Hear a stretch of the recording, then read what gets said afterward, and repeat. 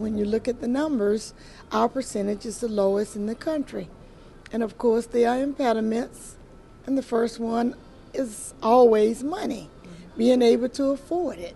Everybody has a cell phone, but not necessarily access to the internet. And you need to have the access for education purposes, because this is the new library. It's in your hip pocket, and you need to be able to have that access. And so that's why we're having this discussion. How is it that it can become more universal? We have changed. The technology has already so substantially changed the way that we think about information, the way we react to information. And it simply isn't anymore that we take it in, think about it, and maybe do something with it. We see it and we instantly feel like we own it.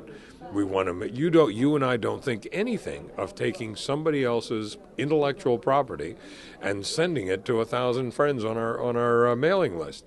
You assume that you're going to be able to buy a dress or a tie and in the color that you want just with a click. And if you can't, you're upset.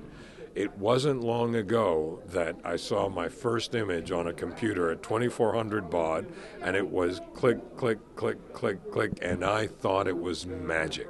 So we're at a 2 on a scale of 10, and I can't wait to get to 4. Today, because broadband has been delivered by our own means to the reservation, we have a very robust economic base. We directly and indirectly employ over 3,000 people. And in the state of Washington, our area, the Tulalip, Marysville, Smoky Point area, is the #2 retail area in the state of Washington. And this is all started off because we deployed broadband to the reservation.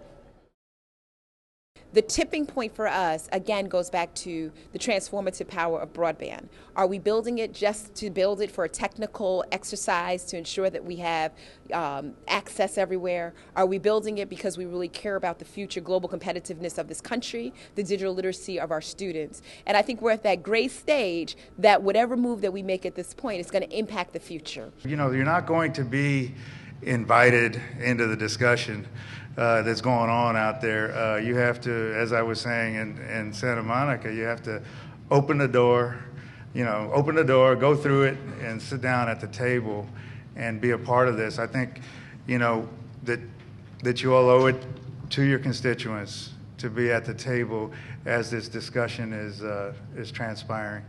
In 2010, we must focus on full adoption for all communities of color. It's unacceptable that we have only a rate of 46% of African Americans who have full access on the internet. In order to cross the achievement gaps, we have to really make the push and make everyone understand that this is vitally important in 2010.